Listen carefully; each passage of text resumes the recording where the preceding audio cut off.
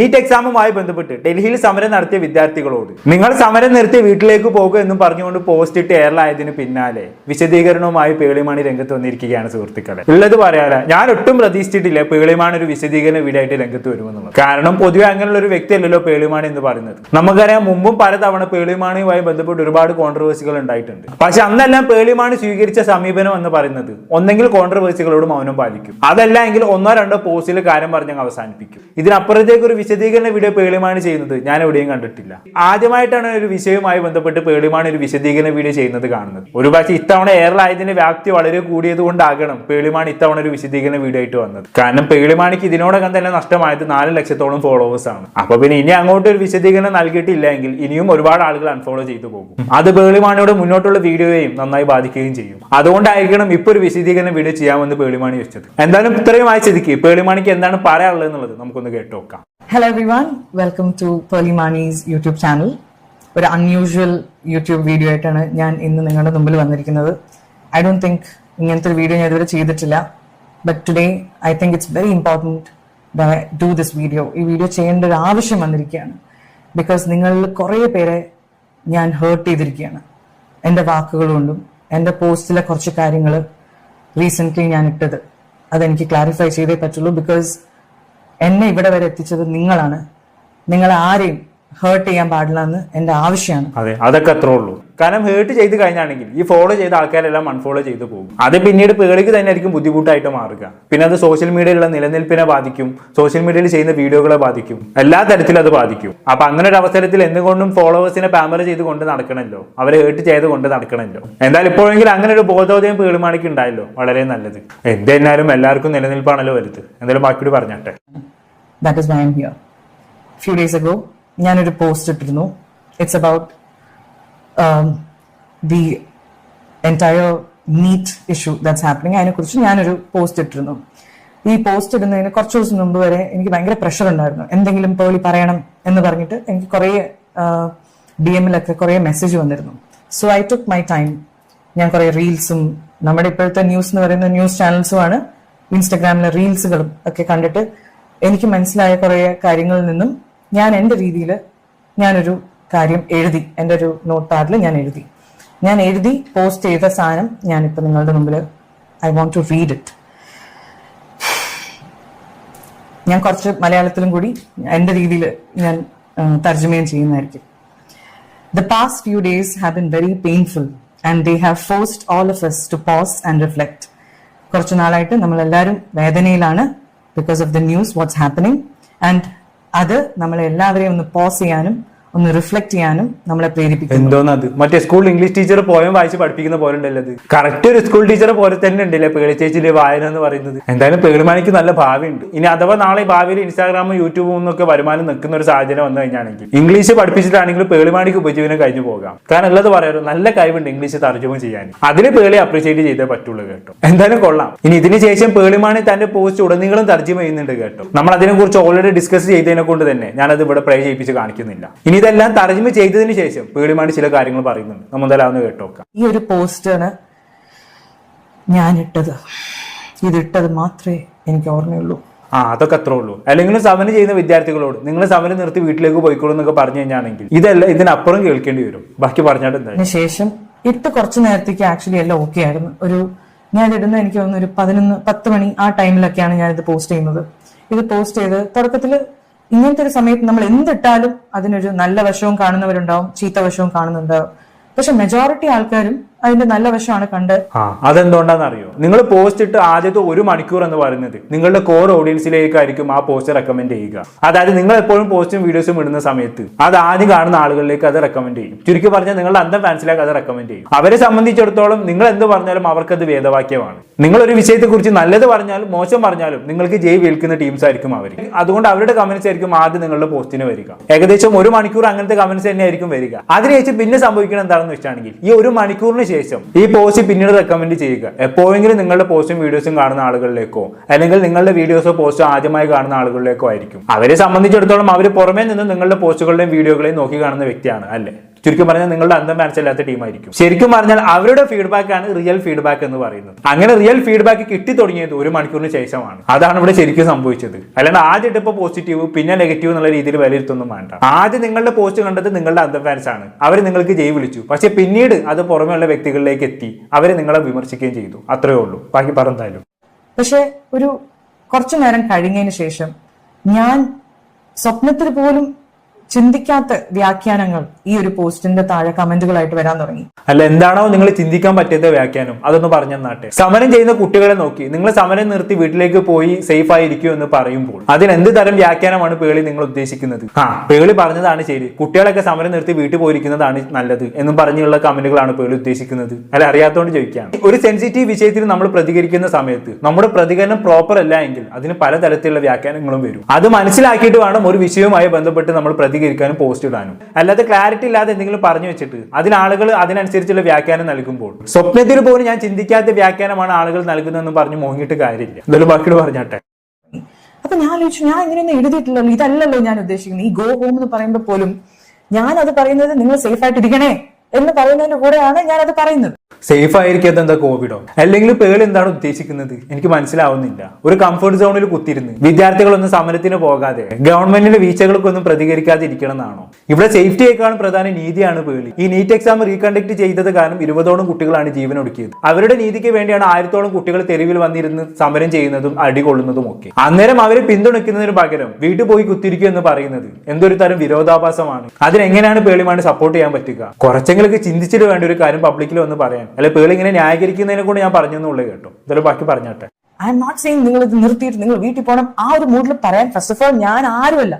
I M nobody to say that. അത് പറയേണ്ട ആവശ്യം എനിക്കില്ല.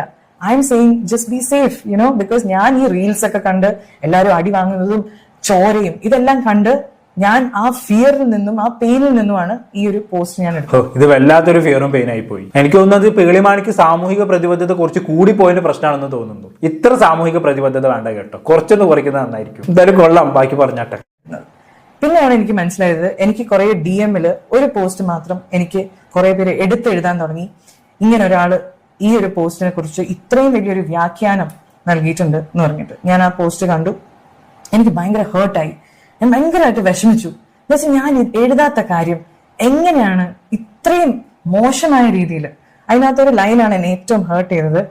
ഇത് ഞാൻ ആരും വേദനിപ്പിക്കാൻ വേണ്ടിയല്ല ഈ വീഡിയോ ചെയ്യുന്നത്, പക്ഷെ എന്നെ ഹേർട്ട് ചെയ്ത ഒരു മെയിൻ സാധനം എന്താണെന്ന് വെച്ചാല് ഫ്രീഡം ഫൈറ്റേഴ്സിന്റെ ഗ്രേവിൽ ഞാൻ തുപ്പുന്ന പോലെയാണ് എന്നൊക്കെ പറഞ്ഞിട്ട് ഈ സാധനം വന്നു. എനിക്കത് ഭയങ്കര സത്യമായിട്ട് എനിക്കത് ഭയങ്കര ഹേർട്ടായി. അത് കണ്ടപ്പം ഇത്രയും മോശമായിട്ട് ഞാൻ ഓണസ്റ്റ് ആയിട്ടും എന്റെ മനസ്സിൽ തട്ടി എഴുതിയ ഒരു സാധനം ഇത്രയും നെഗറ്റീവായിട്ട് അതിനെ വ്യാഖ്യാനിച്ചപ്പം എനിക്ക് ഭയങ്കര വിഷമായി. ഞാൻ ഞാൻ വിചാരിച്ചു റിയാക്ട് ചെയ്യണ്ട വിട്ടുകളാ എന്ന് വിചാരിച്ചു. പക്ഷെ ഈ സാധനം തന്നെ എന്റെ കമന്റ്സിലും വരാൻ തുടങ്ങി. നീ അവരെ നോക്കി തുപ്പുവാണ്, ആ ഒരു ചീത്ത രീതിയിലൊക്കെ കമന്റ്സ് ഒക്കെ വരാൻ തുടങ്ങി. ഞാൻ ഭയങ്കര ഹേർട്ടായി. രാത്രി ഒരു 11 മണിയൊക്കെ ആയപ്പോഴേക്കും എനിക്ക് പറ്റുന്നില്ല, എനിക്ക് ഇതിനോട് റിയാക്ട് ചെയ്യണം. ഞാനപ്പോ ആംഗ്രി ആയി, എനിക്ക് ദേഷ്യം വരാൻ തുടങ്ങി. ഞാനും ഒരു മനുഷ്യനാണ്. So I was hurt and I thought ഇതിന്റെ ഒരു ക്ലാരിഫിക്കേഷൻ എനിക്ക് ഇടണം എന്ന് പറഞ്ഞിട്ട് ഞാനൊരു സ്റ്റോറി എഴുതി. ആ സ്റ്റോറിയാണ് നിങ്ങളുടെ മുമ്പിൽ പിന്നെ വന്ന ഒരു സ്റ്റോറി. ഞാൻ ഡിലീറ്റ് ചെയ്യുകയും ചെയ്തു. ഈ പറഞ്ഞെന്താണെന്നുള്ള മനസ്സിലായോ? അതായത് പേളിമാണി സമരക്കാരോട് നിങ്ങൾ സമരം നിർത്തി വീട്ടിൽ പോയി സേഫ് ആയിരിക്കും എന്നുള്ള രീതിയിൽ പോസ്റ്റ് ഇട്ടതിന് പിന്നാലെ പേളിമാണി വിമർശിച്ചുകൊണ്ട് ഒരാൾ ഒരു പോസ്റ്റ് ഇട്ടിട്ടുണ്ടായിരുന്നു. അത് മറ്റാരുമല്ല, മലയാളത്തിലെ ലെജൻഡറി സംവിധായകനായിട്ടുള്ള സിബി മലയുടെ മകനായിട്ടുള്ള ജോയി സിബി മലയിലാണ്. എനിക്ക് തോന്നുന്നത് എന്താണെന്ന് വെച്ചാണെങ്കിൽ പേളിമാണി വിമർശിച്ചുകൊണ്ട് ആദ്യമായി സോഷ്യൽ മീഡിയയിൽ പോസ്റ്റ് ഇട്ട വ്യക്തി എന്ന് പറയുന്നത് സിബി മലയിലാണെന്നുള്ളതാണ്. അതിനുശേഷമാണ് മറ്റുള്ള ആളുകൾ പ്രതികരിക്കാനും പോസ്റ്റ് ഇടാനും ഒക്കെ തുടങ്ങിയത്. അപ്പൊ സ്വാഭാവികമായിട്ടും പേളിമാണി വിചാരിച്ചത് എന്താണ്? സിബി മലയിൽ തനിക്കെതിരെ പോസ്റ്റ് ഇട്ടത് കൊണ്ടാണ് തനിക്കെതിരെ ഇത്രയും ഹെയ്റ്റ് വരാൻ തുടങ്ങിയത് എന്നുള്ളതാണ്. പക്ഷെ ആക്ച്വലി അതല്ല സത്യം, അത് വേറെ കാര്യം. സിബി മലയിൽ പോസ്റ്റ് ഇട്ടാലും ഇല്ലെങ്കിലും ആ പോസ്റ്റ് വായിച്ചു കഴിഞ്ഞാണെങ്കിൽ ആർക്കാലും പേളിമാണി വിമർശിക്കാൻ തോന്നും. അതുകൊണ്ട് തന്നെ ജോയ് സിബി മലയിൽ പോസ്റ്റ് ഇട്ടില്ലെങ്കിലും ലേറ്റർ ഉറപ്പായും പേളിമാണിക്ക് നല്ല വിമർശനം വരും. അത് ഉറപ്പുള്ള കാര്യമാണ്. എന്തായാലും ജോയ് സിബി മലയിൽ പേളിമാണി വിമർശിച്ചുകൊണ്ട് പോസ്റ്റ് ഇട്ടതിന് പിന്നാലെ പിന്നീട് പേളിമാണി ചെയ്ത പരിപാടി എന്താണ്? ഈ ജോയ് സിബി മലയിനെ ആക്ഷേപിച്ചുകൊണ്ട് ഒരു സ്റ്റോറി പോസ്റ്റ് ചെയ്തിട്ടുണ്ടായിരുന്നു. അത് പലരും വായിച്ചു കാണും. പരാജയപ്പെട്ട സംവിധായകൻ എന്നുള്ള രീതിയിലായിരുന്നു ജോയ് സിബി മലയിലിനെ ഈ പറയുന്ന പേളിമാണി അഭിസംബോധന ചെയ്തിരുന്നത്. അതിനെക്കുറിച്ചാണ് പേളിമാണി സംസാരിച്ചു വരുന്നത്. നമ്മൾ എന്തായാലും ബാക്കി കേട്ടോക്കാം. ചെയ്തു എന്താ വെച്ചാൽ അതിലൊരു കാര്യം ഞാൻ എഴുതിയത് അതൊരു വലിയ തെറ്റായിരുന്നു ഞാൻ എഴുതിയത്. അതുകൊണ്ട് ഞാൻ ഒരു 15-20 കുറച്ചു നേരം കഴിഞ്ഞിട്ട് കുറച്ച് നിമിഷങ്ങൾക്ക് ശേഷം ഞാൻ അത് ഡിലീറ്റും ചെയ്തു. എന്താ വെച്ചാൽ അത് തെറ്റാണെന്ന് എനിക്ക് മനസ്സിലായി. പക്ഷെ എനിക്കറിയാം എന്തായാലും സ്ക്രീൻഷോട്ട് പോകും. പക്ഷെ എനിക്ക് അതിനോട് യോജിപ്പ് എനിക്ക് തന്നെ ഇല്ലാത്തതുകൊണ്ട് ഞാനത് ഡിലീറ്റ് ചെയ്തു. അതിനകത്ത് ഞാൻ ഈ പോസ്റ്റ് ഇട്ട ആളെ ഒരു ഫെയിൽഡ് ഫിലിം മേക്കർ എന്ന് വിളിച്ചു. അത് വളരെ വലിയ തെറ്റാണ്. നമ്മൾ ആരെയും അങ്ങനെ വിളിക്കാൻ പാടില്ല ഒരു ഫെയിൽഡ് എന്നോ. നമ്മൾ ആരുമല്ല അങ്ങനെ ഒരാളെ വിളിക്കാൻ.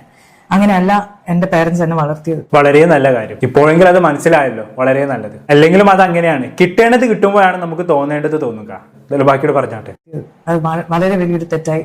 അദ്ദേഹത്തിനോട് ഞാൻ ഈ ഒരു അവസരത്തിൽ ഞാൻ മാപ്പ് ചോദിക്കുകയാണ് അങ്ങനെ വിളിച്ചതിന്. I am sorry. I didn't mean to say that and I'm sorry if I hurt you by saying that. അതിനുശേഷം ഞാൻ അതിനകത്ത് എഴുതിയിരുന്നു, നേരത്തെ പോസ്റ്റിന്റെ കാര്യം ഞാൻ പറഞ്ഞല്ലോ, എന്നെ കുറിച്ച് എഴുതിയ ആ പോസ്റ്റിൽ ലാസ്റ്റിൽ എഴുതിയിരുന്നു. എന്റെ പോസ്റ്റിൽ ഞാൻ ക്യാൻവയിലാണ് ഞാൻ ഉണ്ടാക്കിയത്. അങ്ങനത്തെ ഒരു ആപ്പ് ഉണ്ട്. എഴുതിയ കാര്യം ഞാൻ നോട്ട് പാഡിനെടുത്ത് ക്യാൻവയിൽ ഇൻസ്റ്റഗ്രാം പോസ്റ്റിന്റെ ഒരു റേഷ്യോന് വേണ്ടി ഒന്ന് അടിച്ചപ്പം കുറെ ഫോർമാറ്റിൽ അതിൽ ആദ്യം വന്നതിൽ ഞാനിത് പോസ്റ്റ് ചെയ്യുകയും വേറെ ഒന്നും ഞാൻ അത്രയും ഡീപ്പായിട്ട് ഞാൻ ചിന്തിക്കാണ്ടാണ് അത് ഞാൻ അങ്ങനെ പോസ്റ്റ് ചെയ്തു. ഞാൻ അതങ്ങനെ അപ്ലോഡ് ചെയ്തു. ഈ കളറിൽ ഒരു വ്യാഖ്യാനം അദ്ദേഹം എൻഡിൽ കൊടുത്തിരുന്നു. ഈ കളർ കണ്ടാ അറിയാം എന്താണ്, ഏത് പാർട്ടീനെയാണ് കൂടെ നിൽക്കുന്നത് എന്നൊക്കെ പറഞ്ഞിട്ട് എന്നെ ഒരു പാർട്ടിയുടെ ഭാഗമാക്കി കാണിക്കുന്ന രീതിയിൽ. ഓക്കെ, ജോയ് സി ബി മലയിൽ ഇട്ട പോസ്റ്റിനെ കുറിച്ചാണ് പറയുന്നത്. ആ പോസ്റ്റിന് അവസാനം ഒരു കാര്യം പരാമർശിക്കുന്നുണ്ട്, ഞാനൊന്ന് വായിച്ചുതരാം. Nice selection of colours for the post, real subtle, all in all, well done, Jai Hind. ഇത് പേളിമാണിയുടെ പോസ്റ്റിനെ കുറിച്ചാണ് പറഞ്ഞത്. പേളിമാൻ ഇട്ട പോസ്റ്റിന്റെ കളർ കണ്ടാൽ തന്നെ മനസ്സിലാക്കും എന്തിനാണ് സൂചിപ്പിക്കുന്നത് എന്നുള്ള രീതിയിൽ. ഞാൻ ആണെങ്കിൽ പേളിമാൻ ഇട്ട പോസ്റ്റ് സൈഡിൽ കൊടുക്കാം. അതിലൊരു കാവ്യ ബാക്ക്ഗ്രൗണ്ടിലാണല്ലോ പേളിമാണി എഴുതി വെച്ചിട്ടുള്ളത്. അത് കണ്ട് സി ബി മലയിൽ കൊടുത്ത വ്യാഖ്യാനം എന്താണ്, പുള്ളിക്കാരിക്ക് കാവ്യനോട് അല്ലെങ്കിൽ BJP-നോട് ചായ്വുണ്ട് എന്നുള്ള രീതിയിലാണ്. അതിനെക്കുറിച്ചാണ് ഇപ്പൊ പേളിമാണി സംസാരിച്ച് വെച്ചത്. ഒരിക്കലും ഞാൻ അത് ഉദ്ദേശിച്ചല്ല പറഞ്ഞത്. ഒരു ബാക്ക്ഗ്രൗണ്ട് ഞാൻ സെലക്ട് ചെയ്തു, പക്ഷെ സെലക്ട് ചെയ്ത കളർ ഇതായി പോയി എന്നുള്ള രീതിയിൽ. എന്തായാലും ബാക്കിയുടെ കേട്ടോക്കാം. അതും എനിക്ക് ഒന്ന് ക്ലാരിഫൈ ചെയ്യണം എന്ന് വിചാരിച്ചിട്ടാണ്. Yes, I love saffron and I love it most in the Indian flag എന്ന് പറഞ്ഞു ഇത് എഴുതി ഞാൻ ഡിലീറ്റ് ചെയ്തു. പക്ഷെ ഡിലീറ്റ് ചെയ്തിട്ട് കാര്യമില്ല, എല്ലാവരും അപ്പോഴേക്ക് സ്ക്രീൻഷോട്ട് എടുത്തു. അത് അദ്ദേഹത്തിനുള്ള ഒരു മറുപടിയായിരുന്നു. സത്യം പറയാലോ, ഞാൻ കേരളത്തിൽ ഇത്രയും വർഷമായി നിങ്ങളുടെ മുമ്പിലാണ് ഞാൻ വളരുന്നത്. 18 വയസ്സ് തൊട്ട് ഞാൻ തുടങ്ങിയാണ് എൻ്റെ ഈ കരിയർ. നിങ്ങളുടെ മുൻപിലാണ് ഞാൻ ഈ മുഴുവൻ എൻ്റെ ലൈഫ് മുഴുവൻ ഞാൻ നിങ്ങളുടെ മുമ്പിലാണ് ജീവിച്ചിട്ടുള്ളത്. ഇന്നേ വരെ എല്ലാ കാര്യങ്ങളും നിങ്ങളായിട്ട് ഞാൻ ഷെയർ ചെയ്തുകൊണ്ടിരിക്കുകയാണ്. അപ്പോൾ നിങ്ങൾക്കറിയാം, I'm also human just like all of you. ഞാൻ ചെയ്തത് തെറ്റ് തന്നെയാണ്, അങ്ങനെ ഞാൻ എഴുതാൻ പാടില്ല. പക്ഷെ ഇവിടെ എനിക്ക് ക്ലാരിഫൈ ചെയ്യേണ്ട ഒരു കാര്യം, എല്ലാ പാർട്ടിയിലും, അത് ഏതൊരു പാർട്ടി ആയിക്കോട്ടെ, ഇവിടെയുള്ള എല്ലാ പാർട്ടിയിലും എനിക്ക് വളരെ അടുത്ത സുഹൃത്തുക്കളുള്ള ആളാണ് ഞാൻ. എനിക്ക് എല്ലാ പാർട്ടിയും എനിക്ക് വേണ്ടപ്പെട്ടതാണ്. എല്ലാ പാർട്ടിയും എനിക്ക് ഇഷ്ടമാണ്. ബിക്കോസ് അതിലെല്ലാം എനിക്ക് വേണ്ടപ്പെട്ട ആൾക്കാരുണ്ട്. So that is another thing that I wanted to clarify. പിന്നെ എനിക്ക് ക്ലാരിഫൈ ചെയ്യേണ്ടത്, ഈ പോസ്റ്റ് സ്റ്റോറി ഇട്ട സമയത്ത് ഇദ്ദേഹം ഇത് വേറൊരു സ്റ്റോറി ഇട്ടിട്ട് പറഞ്ഞു, ഇദ്ദേഹത്തിന്റെ അച്ഛനെയാണ് ഞാൻ കുറ്റം പറയുന്നത്, അച്ഛനെയാണ് ഞാൻ പറയുന്നതെന്ന്. അദ്ദേഹത്തിന്റെ അച്ഛൻ is the one and only Sibi Malagal, the director, the iconic, the most loved, the most celebrated. എനിക്കൊക്കെ I'm a huge fan of Sibi Malayil sir. ഞാനല്ല, നമ്മുടെ മലയാളികൾ എല്ലാവരും we are all big fan of Sibi Malayil sir. ഈ ഒരു സാധനമാണ് എന്നെ ഏറ്റവും കൂടുതൽ ഹേർട്ട് ചെയ്തത്. ഞാൻ സ്വപ്നത്തിൽ പോലും വിചാരിക്കാത്ത ഒരു കാര്യമാണ്. അത് മാറി, അങ്ങനെ മാറ്റി. എനിക്ക് എന്ത് ചെയ്യണമെന്നറിയില്ല. അത് ന്യൂസ് ചാനൽസ് അത് ഇങ്ങനെ എടുത്ത് എഴുതാണ്, അത് ക്ലാരിഫൈ ചെയ്യേണ്ടത്. ഞാൻ ഈ പോസ്റ്റ് ഇട്ടത് ഈ 10 പേജ് എന്നെ കുറിച്ച് എഴുതിയ ഒരാൾക്ക് വേണ്ടിയാണ് ഞാൻ ഈ സ്റ്റോറി ഇട്ടത്. പക്ഷെ അതിൽ സിബി മലയിൽ സർ എങ്ങനെ വന്നു, ഇത് ഞാൻ എങ്ങനെ തിരുത്തും? ഓക്കെ, അതിനെ കുറിച്ചുകൂടി പറയാതിരിക്കാൻ വയ്യ. ഇപ്പോൾ ഇവിടെ പേളിമാണി പറഞ്ഞല്ലോ, ജോയ് സിബി മലയിനെ കുറിച്ച് പറഞ്ഞ കാര്യങ്ങൾ അദ്ദേഹത്തിന് അച്ഛനായിട്ടുള്ള സിബിൽ മലയിനെ ഉദ്ദേശിച്ചാണ് പറഞ്ഞെന്നുള്ള രീതിയിൽ ജോയ് പറഞ്ഞ് പ്രചരിപ്പിച്ചു, അതെല്ലാവരും വിശ്വസിച്ചെന്നൊക്കെ. ഇതൊരു സോഷ്യൽ മീഡിയയുടെ രീതിയാണെന്ന് പറയാതെ വയ്യ. നമ്മൾ ഒരിക്കൽ ഒരു തവണ ഏറി കയറി കഴിഞ്ഞാണെങ്കിൽ പിന്നെ നമ്മൾ പറയുന്നതിനേക്കാളും ആളുകൾ വിശ്വസിക്കുന്നത് എന്തായിരിക്കും അറിയോ, നമ്മളെ കുറിച്ച് മറ്റുള്ളവർ പറയുന്നതായിരിക്കും. ഇത് എന്റെ പേഴ്സണൽ അനുഭവത്തിൽ നിന്ന് ഞാൻ പറയാണ്. ഇപ്പൊ ഞാൻ മുമ്പ് 1-2 തവണ എയറിലായതാണ്. എന്റെ വീഡിയോ സ്ഥിരമായി കാണുന്നവർക്ക് അറിയുമായിരിക്കും അത്. ഞാൻ അതിന്റെ കോൺടാക്റ്റിനെ കുറിച്ച്, അതിന്റെ വിശദീകരണത്തെ കുറിച്ചൊന്നും പറയുന്നില്ല, കാരണം അതിനെക്കുറിച്ച് സംസാരിക്കാൻ പോലും എനിക്ക് താല്പര്യമില്ല. പക്ഷെ അതുമായി ബന്ധപ്പെട്ട് നടന്ന ഒരു ഇൻസിഡന്റിനെ കുറിച്ച് ഞാൻ ഇവിടെ പറയാൻ താല്പര്യപ്പെടുന്നു. അത് മറ്റൊന്നുമല്ല, ഒരിക്കൽ ഒരു വിഷയവുമായി ബന്ധപ്പെട്ട് ഞാൻ ഏറി കയറിയ സമയത്ത് ഞാനുമായി ഒരു പേഴ്സണൽ ബന്ധവുമില്ലാത്ത ഒരു സ്ത്രീ എന്ത് ചെയ്തെന്ന് അറിയോ, എന്നെ കുറിച്ച് ഇല്ലാത്ത കാര്യങ്ങൾ പറഞ്ഞ് പ്രചരിപ്പിച്ച്. ഒരിക്കലും ഞാൻ സ്വപ്നത്തിൽ പോലും ചിന്തിക്കാത്ത കാര്യങ്ങളാണ് ആ തള്ള പറഞ്ഞ് പ്രചരിപ്പിച്ചത്. പ്രചരിപ്പിച്ചത്. സ്വാഭാവികമായിട്ടും അത് കണ്ട ആളുകൾ അത് വിശ്വസിക്കുകയും അത് കണ്ട് എന്നെ ഒരു മോശക്കാരൻ എന്നുള്ള രീതിയിൽ എന്നെ തെറി വിളിക്കാനും എന്റെ കമന്റ് ബോക്സിൽ ഒന്ന് ചീത്ത വിളിക്കാനും ഒക്കെ തുടങ്ങി. നിങ്ങൾ ആലോചിക്കണം, നമ്മൾ മനസ്സവാചകം അറിയാത്ത ഒരു കാര്യത്തിലാണ് തെറിവിളി കേൾക്കേണ്ടി വരുന്നത്. അന്ന് ഞാൻ അനുഭവിച്ച ട്രോമ, അന്ന് ഞാൻ അനുഭവിച്ച മെന്റൽ പ്രഷർ അത് പറഞ്ഞറിയിക്കാവുന്നതിലും അപ്പുറമായിരുന്നു. പിന്നെ ഞാൻ ചിന്തിച്ചു, ഇതിപ്പോ ആൾക്കാരെ പറഞ്ഞു തിരുത്താൻ പോയി കഴിഞ്ഞാണെങ്കിൽ ആൾക്കാർ ഞാൻ പറഞ്ഞൊന്നും വിശ്വസിക്കൂല, അതിലും ഭേദം മിണ്ടാതിരിക്കുന്നതാണെന്നുള്ളത്. അതുകൊണ്ട് എനിക്കത് മൗനം പാലിക്കേണ്ടി വന്നു എന്നുള്ളതാണ്. അതുകൊണ്ട് ഒരു വട്ടം ഞാൻ പറയാൻ ശ്രമിച്ചു, പക്ഷെ അത് വലിയ വില പോകാത്തതുകൊണ്ട് പിന്നെ ഞാൻ മൗനം പാലിച്ചു എന്നുള്ളതാണ്. ഇതൊക്കെ കുറെ വർഷങ്ങൾക്ക് മുമ്പ് നടന്ന സംഭവങ്ങളാണ് കേട്ടോ. അപ്പൊ ഞാൻ പറഞ്ഞു തന്നെ എന്താണെന്ന് വെച്ചാണെങ്കിൽ, സോഷ്യൽ മീഡിയ എന്ന് പറയുന്നത് ഇരുതല മൂർച്ചയുള്ള വാളാണ്. ഇത് ഒരു തവണ നമ്മളെ കയ്യിൽ നിന്ന് പോയി കഴിഞ്ഞാണെങ്കിൽ പോയത് തന്നെയാണ്. ഞാൻ ജസ്റ്റ് എന്റെ ഒരു അനുഭവം മേടെ കൂടെ പറഞ്ഞു വെച്ചെന്നേ ഉള്ളൂ കേട്ടോ, ബാക്കി പറഞ്ഞാലും തിരുത്തും എന്ന് എനിക്ക് മനസ്സിലാവണം. ഇനി ഞാൻ ഒന്നും ഇടരുതെന്നും തീരുമാനിച്ചു. എന്താ വെച്ചാൽ ഞാൻ ഇനി എന്തിട്ടാലും അത് പ്രശ്നമാവും. ഞാൻ മിണ്ടാണ്ടിരുന്നു. പക്ഷെ ഇത് ഇങ്ങനെ കൂടി ഇതിപ്പം സത്യം നിങ്ങളെ അറിയിക്കാൻ വേണ്ടി മാത്രമാണ് ഞാൻ ഈ വീഡിയോ ചെയ്യുന്നത്. ഞാൻ ഒരിക്കലും സിബി മലയിൽ സാറിന് അങ്ങനെ പറയില്ല. Because he is one of the best directors of Malayalam cinema. അത് നമുക്ക് എല്ലാവർക്കും അറിയാവുന്നതാണ്. I'm a huge fan sir. Sir ഇത് കാണുന്നുണ്ടെങ്കിൽ I love you and I'm a huge fan of yours. And I also want to say, ഞാൻ ഈ video ഇടുമ്പം നിങ്ങൾ എല്ലാവരും എന്നെ ക്രിട്ടിസൈസ് ചെയ്യുന്നത് നിർത്തണം എന്ന് ഞാൻ ഉദ്ദേശിക്കുന്നില്ല. You should criticise me. അതൊക്കെ ശരി തന്നെ. പക്ഷെ ക്രിട്ടിസൈസ് ചെയ്യുന്നവരെ ബ്ലോക്ക് ചെയ്യാതിരുന്നാൽ മതി, അത്ര എനിക്ക് പറയാനുള്ളൂ. അല്ല, മുമ്പ് നിങ്ങൾ അങ്ങനെ ആയിരുന്നല്ലോ ചെയ്തിരുന്നത്. നിങ്ങളെ പോസ്റ്റിന് താഴെ കമന്റ് ഇടുന്നവരെയും നിങ്ങളെ ക്രിട്ടിസൈസ് ചെയ്യുന്നവരെയും നിങ്ങൾ ബ്ലോക്ക് ചെയ്ത് വിടുകയായിരുന്നല്ലോ മുമ്പ് ചെയ്തുകൊണ്ടിരുന്നത്. ആ പരിപാടി ഇനിയും ആവർത്തിക്കാതിരുന്നാൽ മാത്രം മതി. ഇനിയിപ്പോ ഞാനിത് പറഞ്ഞതിന്റെ പേരിൽ എന്നെ ബ്ലോക്ക് ചെയ്യുമ്പോൾ എന്തോ ആർക്കറിയാമല്ലേ. എന്തായാലും ബാക്കിയോട് പറഞ്ഞാട്ടെ. സോഷ്യൽ മീഡിയ എന്ന് പറയുന്നത് ഒരു പബ്ലിക് പ്ലാറ്റ്ഫോമാണ്. ഞാൻ ഫസ്റ്റ് ആങ്കറിങ് തുടങ്ങുന്ന സമയത്ത്, അതായത് ടേസ്റ്റ് ഓഫ് കേരള തുടങ്ങാൻ പോവാണ്, അതിന്റെ ഷൂട്ടിന്റെ അന്ന് ഇങ്ങനെ രാവിലെ 5 മണിക്ക് റെഡി ആയിട്ട് ഇങ്ങനെ സൺറൈസ് കണ്ടുകൊണ്ട് നിൽക്കുക. അപ്പൊ ഡാഡി ഇങ്ങനെ റെഡി ആയിട്ട് ബാഗൊക്കെ ആയിട്ട് പോവാണ്. നമ്മൾ ഷൂട്ടിന് ഒരു സ്ഥലം വരെ പോകണം, ട്രിവാൻഡ്രത്തേക്ക് പോവാണ്.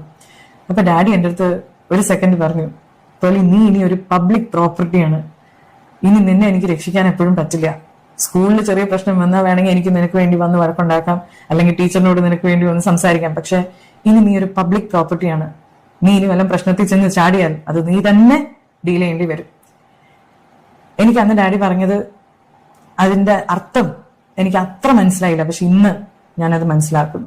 ശരിക്കും ഡാഡി അങ്ങനെയൊക്കെ പറഞ്ഞിട്ടുണ്ടോ? ഉണ്ടാവുമായിരിക്കും അല്ലേ. ബാക്കിയുടെ കേട്ടോക്കാം. I have a huge responsibility. ഞാൻ പറയുന്ന ഓരോ വാക്കിനും, ഞാൻ ചെയ്യുന്ന ഓരോ പ്രവൃത്തിക്കും ഭയങ്കര വാല്യൂ ഉണ്ട്, ഭയങ്കര റിപ്പർക്കഷൻസ്. അതായത് അത് ചെയ്ത കുറെ കാര്യങ്ങൾ നടക്കാം. So I understand that now and I will try to be a better human. I hope you will forgive me. എൻ്റെ അകത്ത് കുറേ നെഗറ്റീവുകളുണ്ട്. ഞാനൊരു മനുഷ്യനായതുകൊണ്ട് തന്നെ കുറെ കാര്യങ്ങൾ ഞാൻ തിരുത്തിക്കൊണ്ടിരിക്കുകയാണ്.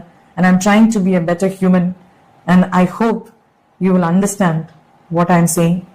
I stand with the best interest of our nation, the best interest of our students and our state. എല്ലാവരും നന്നായി വരണം, എല്ലാവർക്കും നല്ലതേ വരാവൂ എന്ന് ആഗ്രഹിക്കുന്ന ഒരാളാണ്. നിങ്ങളെപ്പോലെ തന്നെ ഞാനും. എൻ്റെ ഭാഗത്ത് നിന്ന് എന്തെങ്കിലും തെറ്റുണ്ടായിട്ടുണ്ടെങ്കിൽ ഈ പോസ്റ്റ് വായിച്ചിട്ട് ആർക്കെങ്കിലും ഇപ്പോഴും ഹേർട്ട് ഉണ്ടെങ്കിൽ ഐ എം സോറി, ഞാൻ തിരുത്തിക്കോളാം. ഓക്കെ, എന്തായാലും thank you so much for listening to me. ഇത്രയും വാല്യുബിൾ ടൈം നിങ്ങൾ എനിക്ക് വേണ്ടി സ്പെൻഡ് ചെയ്തതിന് thank you so much. And I love you all. Criticize ചെയ്യണം. Continue to criticize me and I will change and I'll make you all proud. Thank you everyone. And make sure you like, share, subscribe and comment section open ആക്കാൻ പോവാണ്. ഇപ്പോഴെങ്കിലും open ആക്കാൻ തോന്നില്ല, വളരെ നല്ലത്. ഇനി അങ്ങോട്ടും ഓപ്പൺ ആയി തന്നെ വെക്കണമെന്ന് എനിക്ക് പറയാനുള്ളൂ. ബാക്കി പറഞ്ഞാലും. And I hope you all will be kind to me.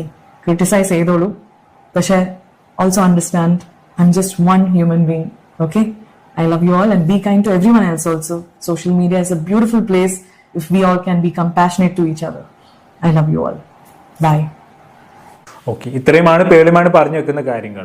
കെഞ്ചുന്ന പോലെയാണ് പേളിമാൺ ഇവിടെ സംസാരിക്കുന്നത് അല്ലേ. മുഖത്ത് നല്ല പേടിയുമുണ്ട്. ഞാൻ തുടക്കത്തിൽ പറഞ്ഞ പോലെ ഇതുവരെ കണ്ട രീതിയിൽ നിന്ന് വളരെ വ്യത്യസ്തമായിട്ടാണ് പുള്ളിക്കാരുടെ പ്രസന്റേഷൻ പോലും. ആദ്യമായിട്ടാണ് പേളിമാൺ ഈ രീതിയിൽ പ്രസന്റേഷൻ ചെയ്യുന്നത് ഞാൻ കാണുന്നത്. എന്നാലും പേളിമാനെ സംബന്ധിച്ചിടത്തോളം ഇനി പഴയ പ്രതാപത്തിലേക്ക് തിരിച്ചു വരാൻ പറ്റുമെന്നുള്ള കാര്യം സംശയമാണ്. കാരണം അമ്മാതിരേറെ കേരളമാണ് കയറിയിരിക്കുന്നത്. ഇത് കാരണം കുറെയൊക്കെ പേളിമാണിയുടെ കപടമുഖം ആളുകൾക്ക് മനസ്സിലായി തുടങ്ങി എന്നുള്ളതാണ്. അതുകൊണ്ട് തന്നെ പഴയ പ്രതാപത്തിലേക്ക് ഇനി തിരിച്ചു വരണമെന്നുണ്ടെങ്കിൽ ഒരുപാട് പേളിമാണി കഷ്ടപ്പെടേണ്ടി വരും. ഒരു പക്ഷേ റീച്ചും കാര്യങ്ങൾ കാര്യങ്ങളൊക്കെ ഒരു 2-3 ദിവസം കഴിഞ്ഞാൽ പഴയ പോലെ തന്നെ തിരിച്ച് കിട്ടിയേക്കാം. ഒരുപക്ഷെ നെഗറ്റീവ് പബ്ലിസിറ്റി കിട്ടിയത് കാരണം ഇപ്പോൾ ഉള്ളതിനേക്കാളും കൂടുതൽ റീച്ച് കിട്ടിയേക്കാം. പക്ഷെ പേളിമാണിക്ക് പബ്ലിക്കിന്റെ ഇടയിൽ കിട്ടിയ ഒരു ആക്സെപ്റ്റൻസ് ഉണ്ടല്ലോ, ആ ഒരു പോസിറ്റീവ് ഫേസ് ഉണ്ടല്ലോ, അതിന് കിട്ടാൻ ചാൻസ് വളരെ കുറവാണ്. കാരണം ഈ ഒരു ഇൻസിഡന്റ് കാരണം പണ്ട് സ്നേഹിച്ച ഒരുപാട് ആളുകൾ ഇപ്പൊ പേളിമാണി വെറുത്ത് തുടങ്ങി എന്നുള്ളതാണ്. ഇവൻ പേളിമാണി അപ്പോളജൈസ് ചെയ്തെങ്കിൽ കൂടിയും അവരുടെ മനസ്സിലുള്ള വെറുപ്പ് കുറെയൊക്കെ മാറാൻ സാധ്യത കുറവാണ്. ഒരു 50% ആളുകളുടെ ഉള്ളിലെങ്കിൽ ആ വെറുപ്പ് അങ്ങനെ തന്നെ ഉണ്ടാവും എന്നുള്ളതാണ്. സോ അത് മാറ്റിയെടുക്കാൻ പേളിമാണി ഇനി അങ്ങോട്ട് കുറെ കഷ്ടപ്പെടേണ്ടി വരും. എന്തായാലും പേളിമാണി എന്ന് പറയുന്ന വിഗ്രഹം വീണെടുമോ എന്നുള്ളത് നമുക്ക് കണ്ടു തന്നെ അറിയാം. എന്താണെന്ന് നിങ്ങൾക്ക് തോന്നുന്നത് താഴെ കമന്റ് ബോക്സിൽ രേഖപ്പെടുത്തുമല്ലോ. അടുത്തൊരു ടോപ്പിക്ക് വീണ്ടും കാണാം.